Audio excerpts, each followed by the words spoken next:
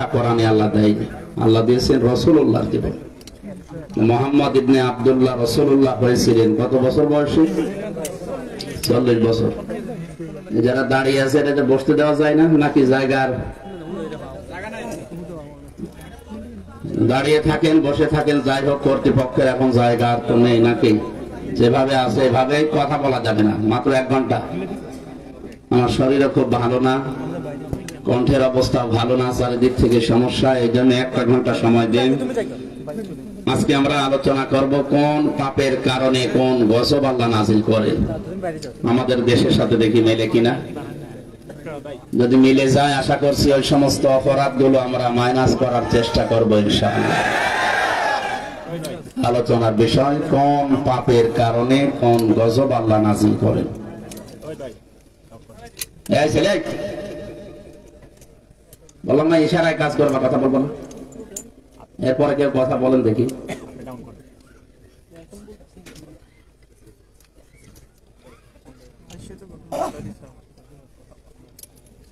এটা কি মমতাজের গানের অনুষ্ঠান? আন্দাজে যা তা এসে দুলিয়ে দিলাম হয়ে গেল। আর আমার তো দোলানোর জিনিস নেই, দোলাবো কি? আমার কণ্ঠ দিয়ে আপনাদেরকে শোনানো লাগবে যে কণ্ঠে কথা বের হবে যে কায়দা, সে কায়দা তো করতে দিন। আপনারা তো কথা আমার উপরে বলছে, আবার কথা বলে।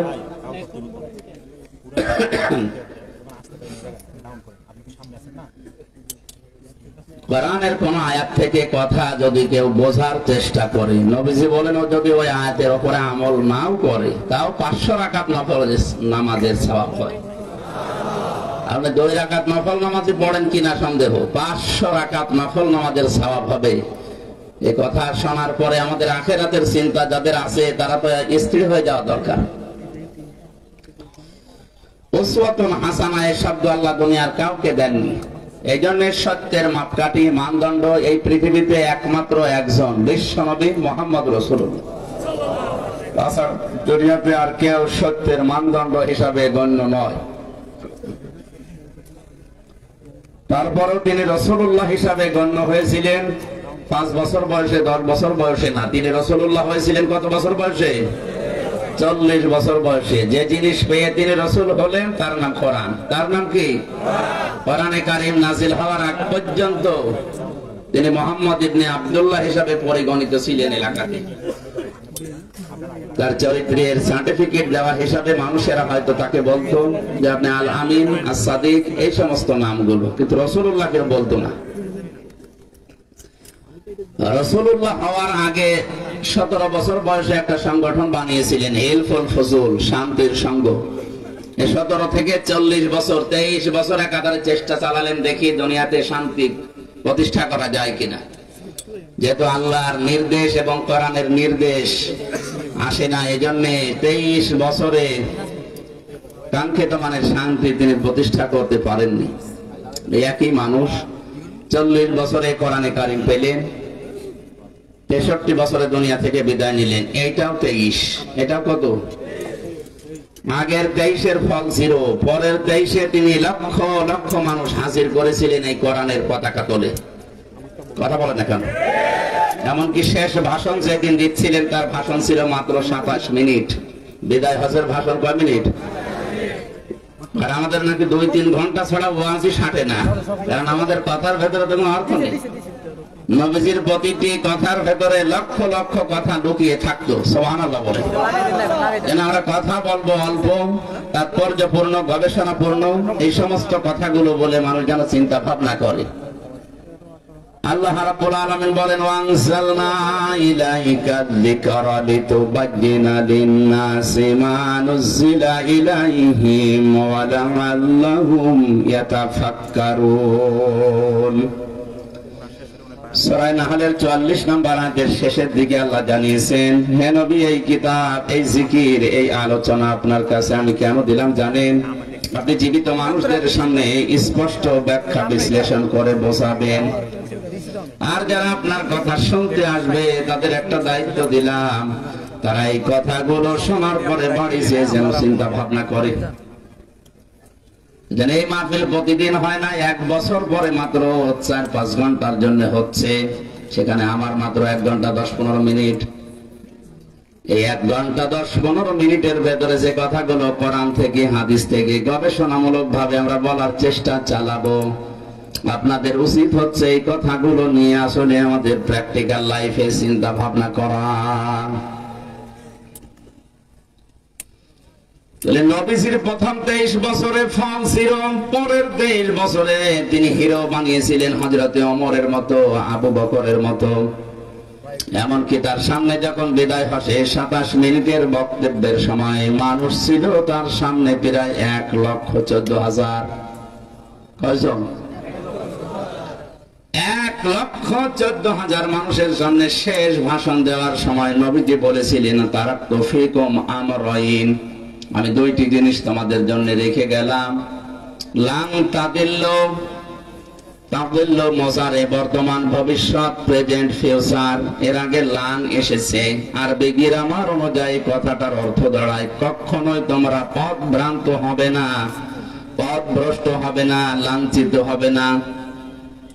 এমনকি কথার ভেতরে না খেয়ে থাকবে না, এ কথা আছে। তাদিল্লু শব্দের প্রায় 33টা অর্থ আমি পেয়েছি। লাঞ্ছিত হবে না, না খেয়ে থাকবে না, মায়ের খাবে না, অপমান হবে না, দুনিয়ায় মাথা উঁচু করে তোমরা বাঁচতে পারবে। সে যে 2টা জিনিস রাখলাম, লান তাদিল্লু মান তামাসাকতুম বিহিমা কিতাবাল্লাহ ওয়া সুন্নাতু রাসূলি। 1 নম্বরে তোমাদের জন্য আমি আল্লাহর কিতাব কোরআনে কারীম রেখে গেলাম, 2 নম্বরে আমার সুন্নাহ, আমার আদর্শ রাখলাম। জোরে বলেন সুবহানাল্লাহ। আমার মুসলমান ভাইরা, কথাগুলো খেয়াল করে শোনেন। 1,14,000 মানুষ তার সামনে, বিশ্ব নবীর ডান দিকে হযরতে আবু বকর, বাম দিকে ওমরের মতো মানুষ বসা ছিল। জাবালে রহমত, যেই পাহাড়ের উপরে তিনি দাঁড়িয়ে এই কথাগুলো বলছিলেন, আমি নিজে উঠেছিলাম ওই পাহাড়ে। বিশ্ব নবীর এই পাহাড়ের পাদদেশে 1,14,000 মানুষ দাঁড়িয়ে আছে। নবীজি কিন্তু হযরতে আবু বকরের নাম বলেননি, ওমরের নাম বলেননি, যে এই যে 2 জন আমার পাশে বসে আছে এরা 2 জনে জান্নাতি। এরা 2 জন কি? 10 জন মানুষকে জীবিত অবস্থায় যে জান্নাতের গ্যারান্টি দেওয়া হয়েছিল, তার ভেতরে এই 2 জনের নাম আছে না নেই? নবীজিকে বলতে পারতেন না, এই যে আবু বকরকে রাখলাম, এই যে ওমরকে রাখলাম, আমার পরে যদি এদেরকে অনুসরণ করো তোমরা জান্নাত পেয়ে যাবে, বলেছিলেন? বলেন বলেন।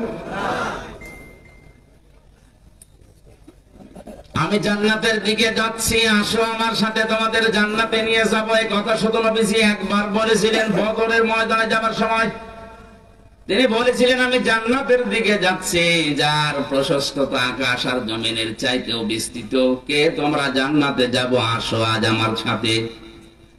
নবীজি বলেন, ওই দিন আমার সাথে যারা চোখ দিয়েছিল, যারা শহীদ হয়েছিল, পরেও যারা মারা গেছে, প্রত্যেকেই জান্নাতি। জোরে বলেন আল্লাহু আকবার। এর ভেতরে স্পেশাল ভাবে যে 10 জন মানুষের নাম আমরা হাদিসে জানি, তার ভেতরে আবু বকর আছে, ওমর আছে। কথা বলেন ঠিক কিনা? এত বড় বড় পাওয়ারফুল নবী, পাওয়ারফুল মানুষ যারা, যাদের জান্নাত দরজা ডাকতে থাকবে, হযরতে আবু বকরের জীবনীতে আছে জান্নাতের প্রতিটা দরজা তাকে পাওয়ার জন্য আকাঙ্ক্ষা পেশ করবে। আসেন আমার দিকে। হযরতে ওমরের ব্যাপারে আছে আকাশের তারকারাজি, কেউ যদি গণনা করা শুরু করে একদিন শেষ হয়ে যাবে। হযরতে ওমর নেকির কাজ দুনিয়ায় করেছিলেন। 26 বছর বয়সে মুসলমান হওয়ার পর যে কয়দিন বেঁচে ছিলেন, মাত্র এই কয়েক বছরে তিনি এত বেশি নেকির কাজে আঞ্জাম দিয়েছেন, কিয়ামত পর্যন্ত কেউ যদি ওমরের নেকি গণনা করে শেষ হবে না।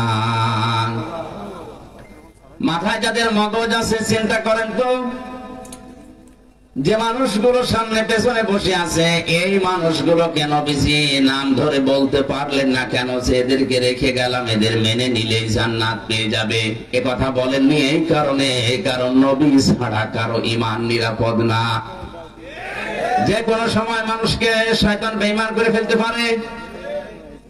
নবীজি, নবীদেরকেও শয়তান ধোঁকা দিয়েছে, কিন্তু আল্লাহ নিজে স্পেশাল ভাবে তাদেরকে বাঁচিয়েছেন, তাদের কথা আলাদা।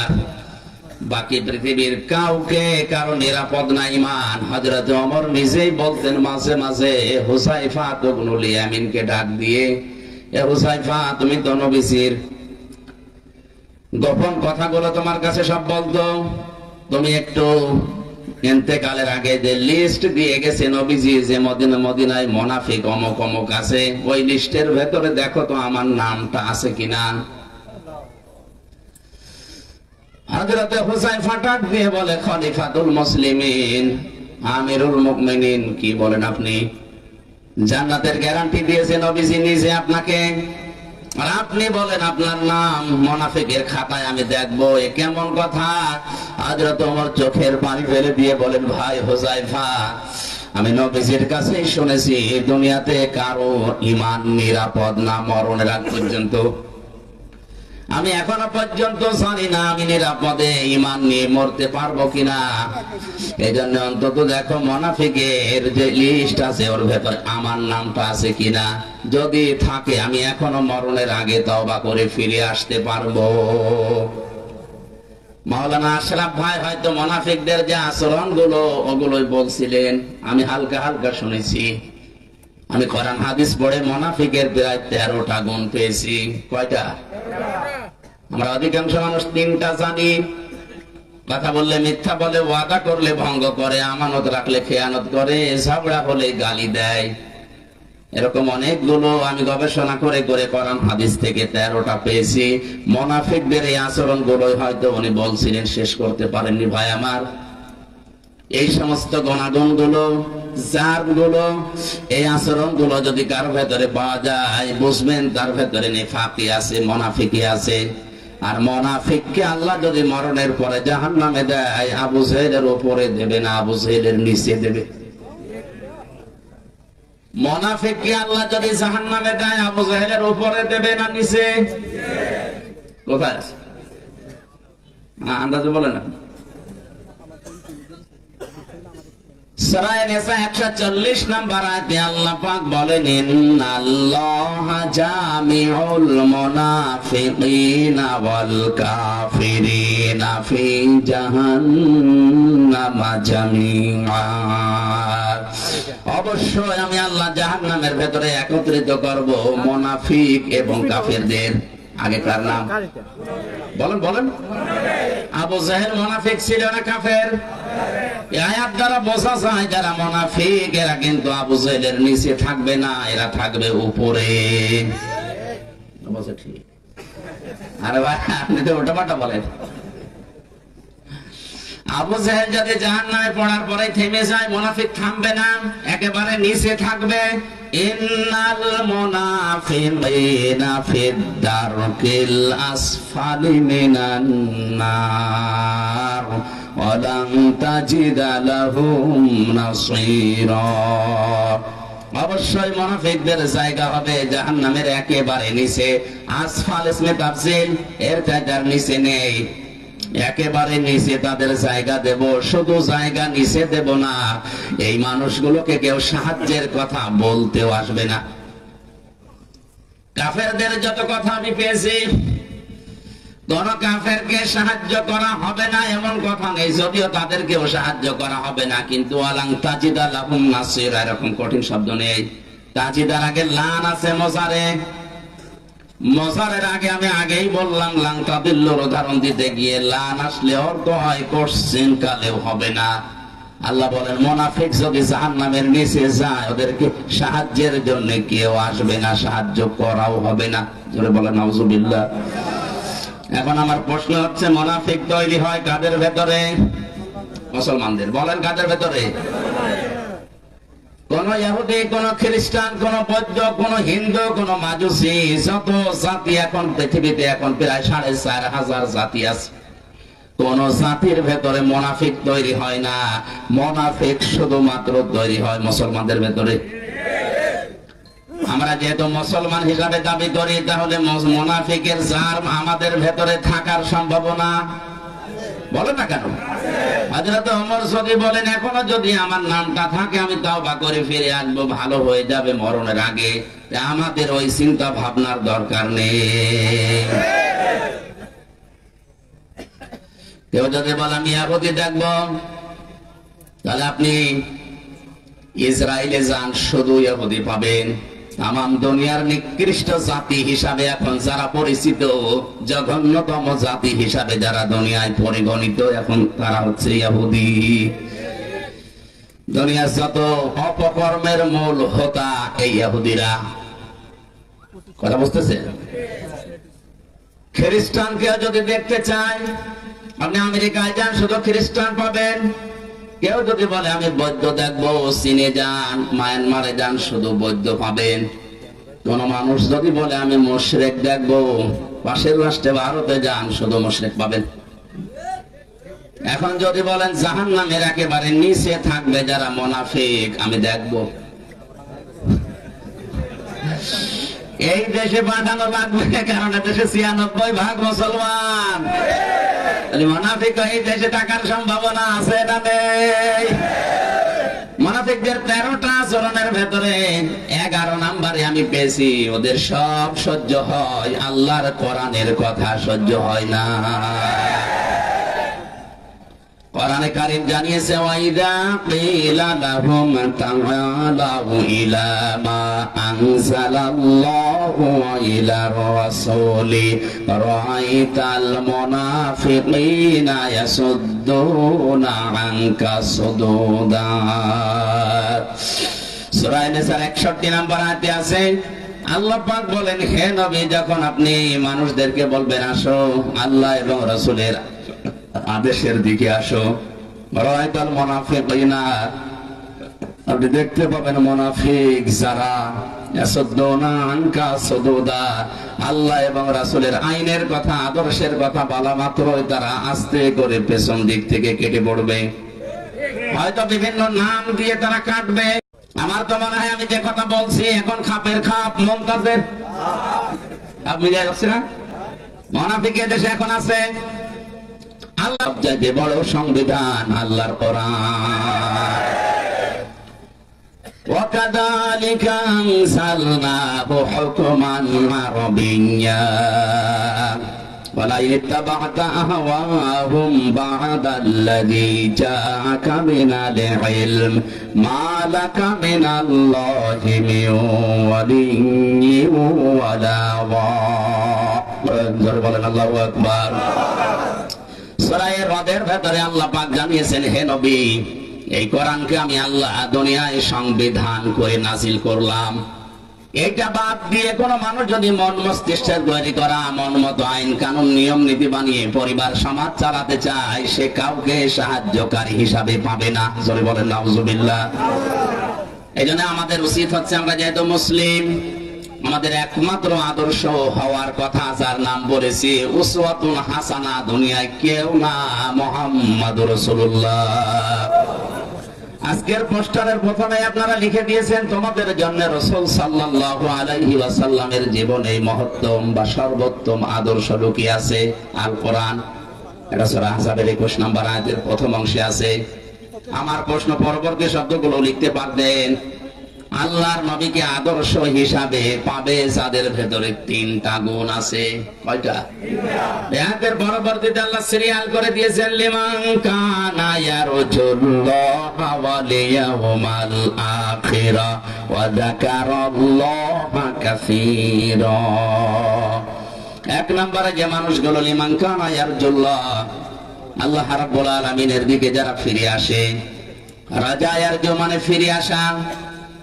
২ নম্বরে যে মানুষগুলো দুনিয়াতে ওয়াল ইয়াউমাল আখিরা, কিয়ামতে জবাব দেওয়া লাগবে, এই বিশ্বাস করে।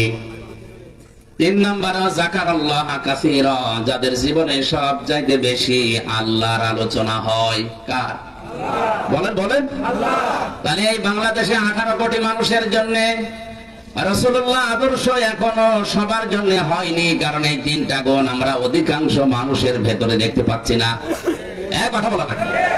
আমি শর্ত দিলাম মাওলানা হাফিজকে, আপনি যদি কুষ্টিয়ায় যান আপনার সাথে আমি যাব, শর্ত দিয়েছিলেন আপনি যদি যান। এখন উনি যদি সকালে না যায়, আমার যাওয়ার দরকার আছে। আল্লাহ তাআলা বলেন উত্তম আদর্শ, সর্বোত্তম আদর্শ তোমাদের জন্য রাসূলুল্লাহ, কিন্তু তিনটা গুণ থাকা লাগবে। কয়টা? সবাই বলেন, সবাই বলেন। আপনার ভেতরে আছে কিনা আপনি মিলান। যদি না থাকে, কোরআনে কারীম আমার সামনে সূরা আহজাবের 21 নম্বর আয়াতকে সাক্ষী রেখে বলছি, মরণের পরে বিনা হিসাবে বিনা বিচারে আপনি জাহান্নামে। আপনি যতই নামাজ পড়েন, রোজা রাখেন, 5 কলি 10 কলি 20 কলি মাথায় দেন, যদি মনে করেন আমার তো ঈমান আছে না, আপনার ঈমান নেই। কারণ এই তিনটা গুণ যদি কারো না থাকে, সে রাসূলুল্লাহকে আদর্শ পায়নি। আর রাসূল যার আদর্শ হয়নি, ওর ঈমান নেই, ওটা বেঈমান। খুব মনোযোগ সহকারে শুনেন। আল্লাহ রাব্বুল আলামিন বলেন, এক নম্বরে যারা সব কাজ আমি আল্লাহর দিকে ফিরে আসার নিয়তে করে, যে কোনো কাজে হাত দেওয়ার আগে চিন্তা করে আল্লাহ এই কাজে আমার আল্লাহ রাজি আছে তো।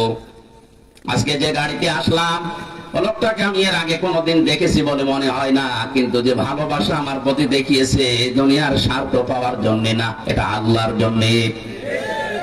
দুনিয়ার যাকে আপনি ভালোবাসবেন, যাকে এগিয়ে দেবেন, সাহায্য করবেন, লোক দেখানোর জন্য, স্বার্থ পাওয়ার জন্য না।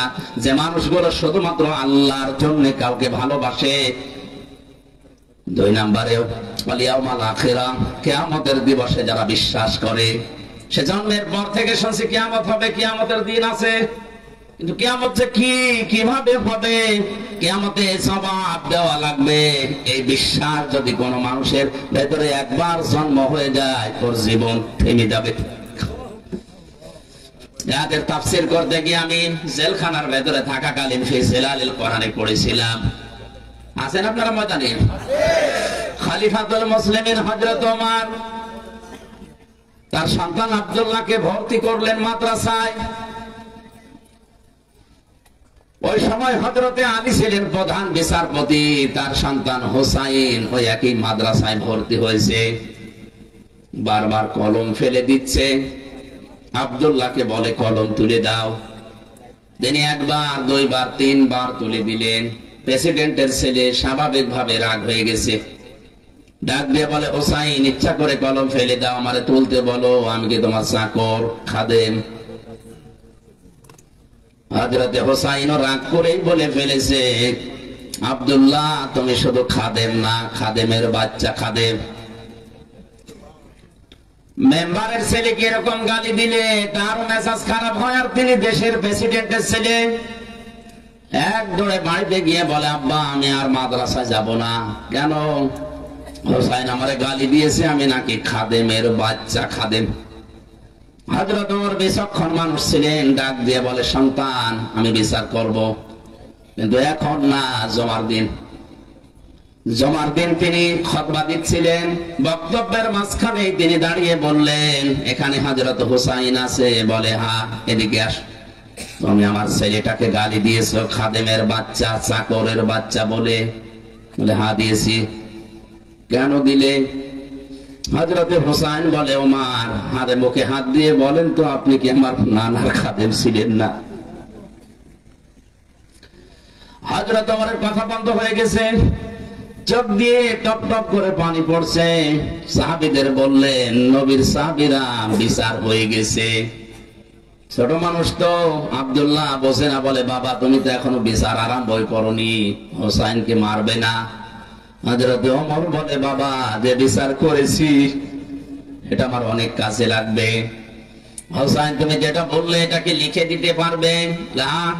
খেজুর পাতা আর একটা পৃষ্ঠা, খেজুর পাতার একটা পাতা নিয়ে এসেছে খেজুর গাছের, ওখানে লিখে দিয়েছে, ওমর আমার নানার খাদেম ছিল, এটা আমি দেখেছি, সই করে দিলাম, এসে হোসাইন ইবনে আলী। যান। হযরত ওমর কাগজটা হাতে নিয়ে মুখে জমা দিলেন। ছেলেকে ডাক দিয়ে বললেন, বাবা মারা যাওয়ার পরে এই কাগজটা আমার কাফনের ভেতরে দিয়ে দিও। কিয়ামতের ময়দানে যদি আল্লাহ আমাকে প্রশ্ন করে আর জীবনের যদি কিছুই কবুল না হয়, অন্তত এই কাগজটা তুলে দেখাতে পারবো, মাবুদ তোমার নবীর নাতি লিখে দিয়েছে আমি নবীর খাদেম ছিলাম।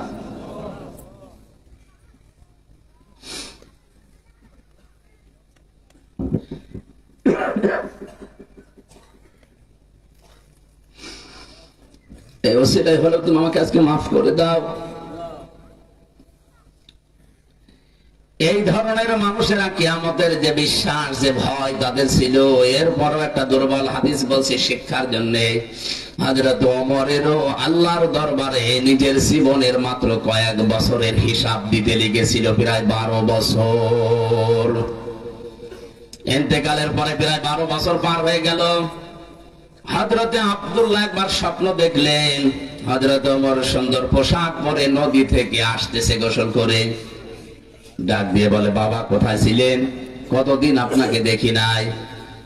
হযরতে ওমর বলে, বাবা আজকে 12 বছর আমি দুনিয়ার জীবন ছেড়েছি, মহান আল্লাহ আমার জীবনের হিসাব নিচ্ছিলেন। শেষ পর্যন্ত তিনি আমাকে বলেছে, ওমর তোরে মাফ করে দিলাম। কারণ আল্লাহ যদি কারো প্রতি ন্যায় বিচারও করে সে বাঁচবে না, যদি সঠিক বিচারও কারো প্রতি করে সে বাঁচবে না। অন্যায় বিচার তো আল্লাহ করেই না, ন্যায় বিচার করলেও কেউ পার পাবে না। আল্লাহ যদি কাউকে বাঁচাতে চায় বলবে শেষে যেটা করে মাফ করে দিলাম।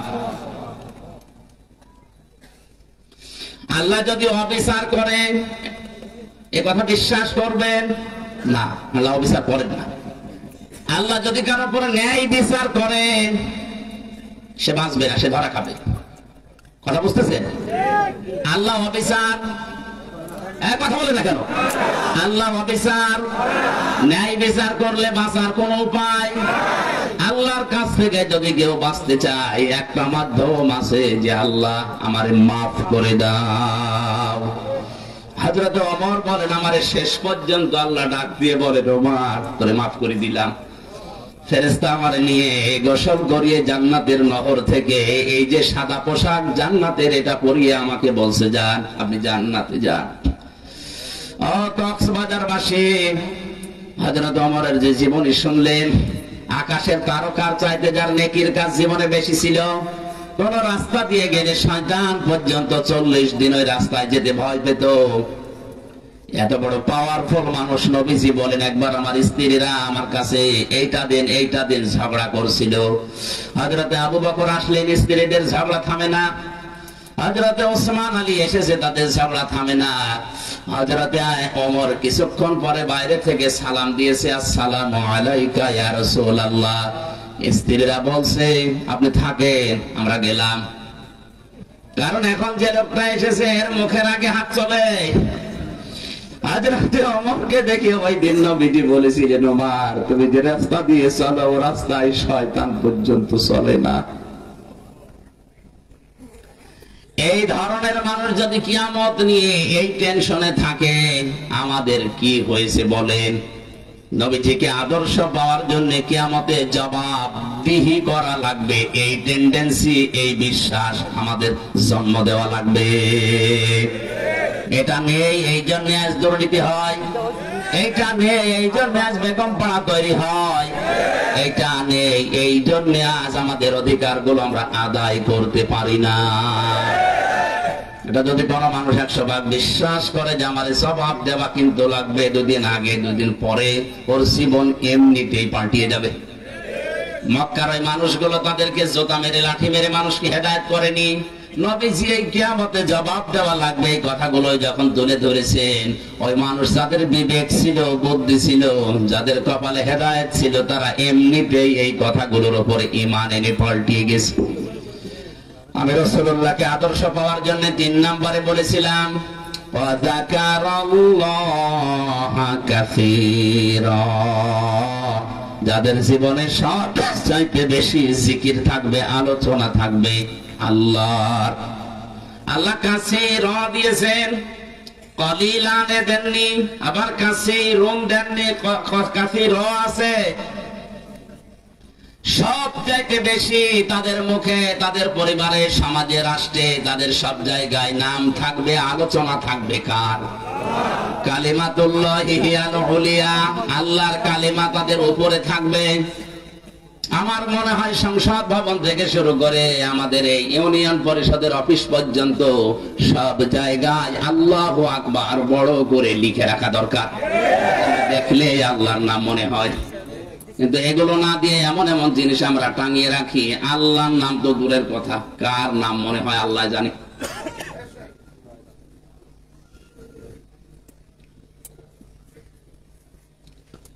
আল্লাহ রাব্বুল আলামিন বলেন রাসূলুল্লাহকে যারা আদর্শ হিসাবে এই তিনটা গুণ অর্জন করে পাবে, বিশ্ব নবী মুহাম্মদুর রাসূলুল্লাহ হওয়ার পর থেকে আতঙ্কে ছিলেন। কিসে ছিলেন?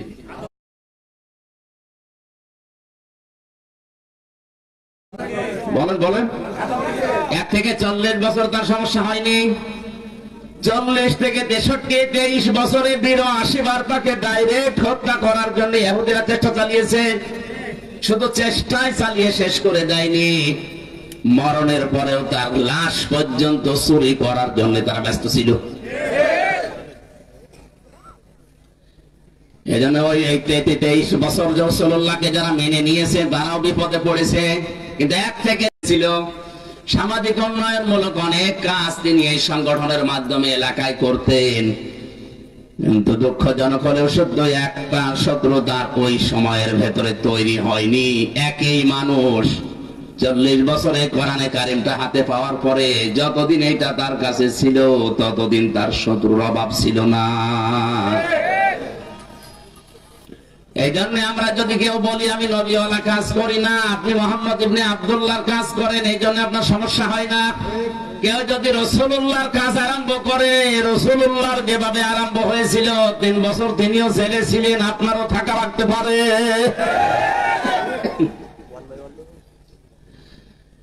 আমাদের উচিত হবে যে আয়াতটা আপনারা লিখে দিয়েছেন, এটা আমাদের বাস্তব জীবনে যদি আমরা সেট করতে চাই, ওই 3টা শর্ত আমাদের মানা লাগবে। এই শর্তগুলো আমার, আল্লাহ। আরো জোরে বলেন কার? আল্লাহ আমাদের মেনে নেওয়ার তৌফিক দিন। জোরে বলেন আমিন। আমার আলোচনার বিষয় বলেছিলাম কোন পাপে কোন গজব। জবান খুলে কোরআনের সোনালী আয়াত সূরা রুম 41 নম্বর আয়াতটা পড়েছি। পড়েন আউযু বিল্লাহি মিনাশ শাইতানির রাজীম, বিসমিল্লাহির রহমানির রহিম। ظهر الفساد في البر والبحر بما كسبت أيدي الناس ليذيقهم بعض الذي عملوا لعلهم يرجعون। আল্লাহ রাব্বুল আলামিন বলেন জলস্থলে যে বিপর্যয়, যে অশান্তি গুলো, যে গজব গুলো দেখতে পাও, এগুলো আমি একটাও দিতে চাই না। এগুলো সব তোমাদের হাতের পাপ কামাই করা ফসল। আমি কেন এগুলো দেই মাঝে মাঝে জানো? অতিবৃষ্টি অনাবৃষ্টি মাঝে মাঝে এ জমিনকে ঝাঁকুনি দেয়, আমরা যেটা ভূমিকম্প বলে শুনি। এগুলো কেন করে? লিইউযিকাহুম বা'দাল্লাযী আমিলু, তোমরা যে আমল করেছো, কাজ করেছো, আমল আবার 2 প্রকার। আমল কয় প্রকার? একটা বদ আমল, একটা নেক আমল। এই বদ আমল যারা দুনিয়ায় করে তাদেরকে আমি আল্লাহ একটু থামাতে চাই, এই আযাবগুলো দিয়ে তাদেরকে আমি আল্লাহ একটু বাধা দিতে চাই, দেখি তারা ফিরে আসে কিনা। লাআল্লাহুম ইয়ারজিউন, আমি চাই যে তারা ফিরে আসুক। কপাল পড়া মানুষ আমরা, মাঝে মাঝে এগুলো আমাদের সামনে আসতেছে, এগুলো দেখার পর আমরা ফিরে আসা দূরের কথা, আমাদের বিদ্যে আরো বাড়ে। সূরা ভেতরে আল্লাহ জানিয়েছেন, এটা 29 নম্বর আয়াতে আছে, ওমা সাবাকুম মিন মুসিবাতিন ফাবিমা কাসাবাত আইদিকুম ওয়া ইয়াফু আন কাসীর। তোমরা যত অন্যায় করো, পাপ করো, সব পাপের শাস্তি যদি আমি আল্লাহ দেই, শ্বাস ফেলার সময় তোমরা পেতে না। আমি আল্লাহ অধিকাংশ গুলোই মাফ করে দেই, কিছু পাপের শাস্তি দুনিয়ায় পাঠাই যেন তোমরা আমি আল্লাহর দিকে ফিরে আসতে পারো। বাংলার মুসলমানেরা আজকে আমি কয়েকটা পয়েন্টের উপরে সাজিয়েছি। আমি দেখতে চাই এই পাপগুলো যদি বাংলাদেশে হয়, ওগুলোর জন্য আপনি যতই দোয়া দরুদ পড়েন, তাবিজ কবজ গলায় দিন, থামাতে পারবেন না। আল্লাহর শাস্তি ওটা ছেড়ে দেওয়া লাগবে।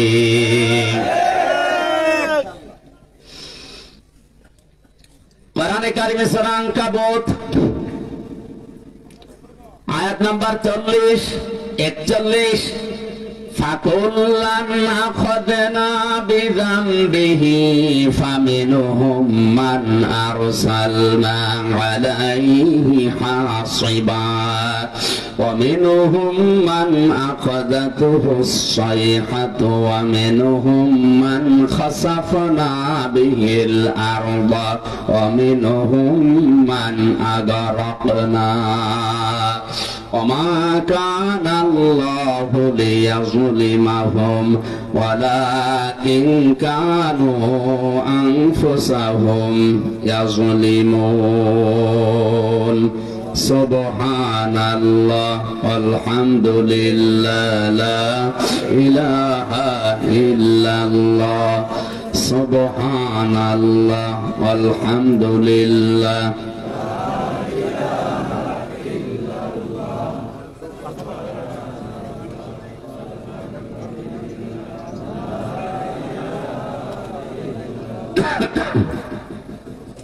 জিকির জোরে করেন সুবহানাল্লাহ আলহামদুলিল্লাহ লা ইলাহা ইল্লাল্লাহ লা ইলাহা ইল্লাল্লাহ মুহাম্মাদুর রাসূলুল্লাহ। আয়াত বুঝতে কষ্ট হচ্ছে? আল্লাহ রাব্বুল আলামিন বলেন, যুগে যুগে বহু মানুষকে আমি তাদের পাপের জন্য পাকড়াও করেছিলাম। কাউকে আমি ঝঞ্ঝা নামক বৃষ্টি দিয়ে, পাথরের বৃষ্টি দিয়ে, কাউকে ডুবিয়ে, কাউকে পানি দিয়ে, জলোচ্ছ্বাস দিয়ে দুনিয়া থেকে আমি তাদেরকে বিদায় করে দিয়েছি। কাউকে জমিনের ভেতরে গেড়ে দিয়েছি। আমি কারো উপরে আল্লাহ জুলুম করি না, মানুষ নিজেরাই নিজেদের উপরে জুলুম করে। কথা বলেন ঠিক কিনা? আমি প্রথম বলেছিলাম আল্লাহর বিচার ব্যবস্থা 3 প্রকার। 1 নম্বরে আল্লাহ জুলুম, কথা বলেন না কেন? 2 নম্বরে আল্লাহ ন্যায় বিচার করলে কেউ বাঁচবে। 3 নম্বরে কেউ বাঁচতে চাইলে আল্লাহর রহমত। এইজন্য আল্লাহ বিচার করেন না। 2 নম্বরে আমার আল্লাহ ন্যায় বিচার করলে কেউ বাঁচতে পারবে না। 3 নম্বরে কেউ বাঁচতে চাইলে আল্লাহর ক্ষমা পাওয়া লাগবে। যে সমস্ত পাপের জন্য আল্লাহ তাদেরকে ধরেছিলেন, দেখি ওই পাপগুলো এখন বাংলাদেশে আছে কিনা। আল্লাহ রাব্বুল আলামিন বলেন, وإلى مدين أخاهم شعيبا قال يا قوم اعبدوا الله ما لكم من إله غيره قد جاءتكم بينة من ربكم فأوفوا الكيل والميزان ولا تبخسوا الناس أشياءهم ولا تفسدوا في الأرض بعد إصلاحها ذلكم خير لكم إن كنتم مؤمنين الله أكبر। আমি শুআয়বকে পাঠিয়েছিলাম মাদিয়ান শহরে তার ভাইদের কাছে। এ কোরআনে অনেকগুলো নবীর দাওয়াতি সিস্টেম দেওয়া আছে, তারা দাওয়াত দিত এই কায়দায়, এই পদ্ধতিতে। এখানে শুআয়ব আলাইহিস সালামের নাম দিয়ে আল্লাহ কিছু শিক্ষা দিতে চেয়েছেন। একটু ভালো করে শুনেন। হযরতে শুআয়ব আলাইহিস সালামকে মাদায়েন শহরে তার ভাইদের কাছে আল্লাহ পাঠিয়ে বললেন, তুমি দাওয়াত দাও, হে আমার জাতির লোকেরা, আল্লাহ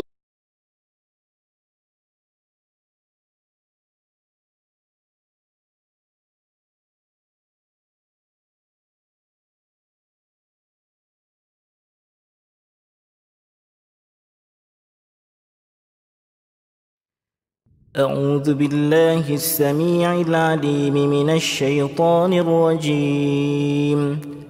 بسم الله الرحمن الرحيم. الحمد لله رب العالمين الرحمن الرحيم مالك يوم الدين إياك نعبد وإياك نستعين اهدنا الصراط المستقيم صراط الذين أنعمت عليهم